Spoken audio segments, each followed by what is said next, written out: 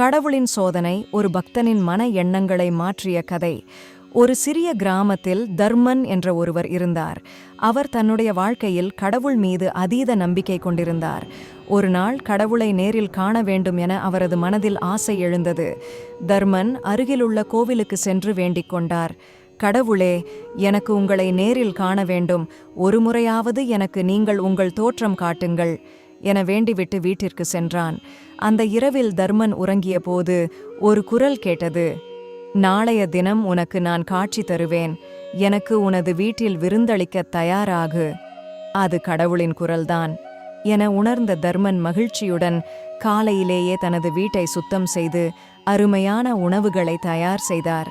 முதலாவதாக பசியால் வாடிய முதியவர் ஒருவர் தர்மனின் வீட்டுக்கு வந்தார்.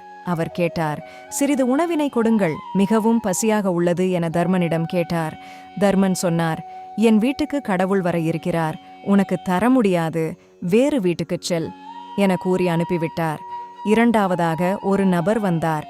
சிறுவன் ஒருவன் குளிரில் நடுங்கிக் கொண்டிருந்தான்.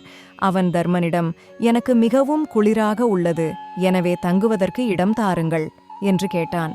ஆனால் தர்மன் சொன்னார், என்னுடைய வீடு கடவுளுக்காக தயார் செய்யப்பட்டுள்ளது என கூறி அந்த சிறுவனையும் அனுப்பிவிட்டான். மூன்றாவதாக ஒரு நபர் வந்தார். அது ஒரு பெண்.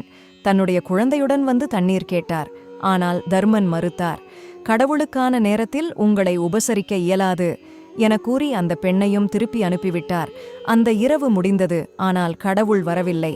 தர்மன் கோவிலுக்கு சென்று கோபத்துடன் கேட்டார், கடவுளே, நீங்கள் எனக்கு வருவதாக சொன்னீர்கள், ஆனால் நீங்கள் வரவே இல்லை என்றான்.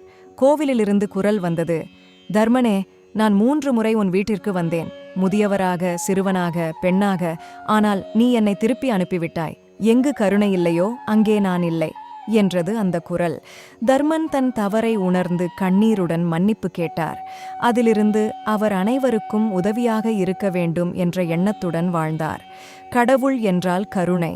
அவர் நம்முள் பிறருக்கு உதவியாக இருப்பதே உண்மையான வழிபாடு என்பதை நாம் அனைவரும் உணர வேண்டும்.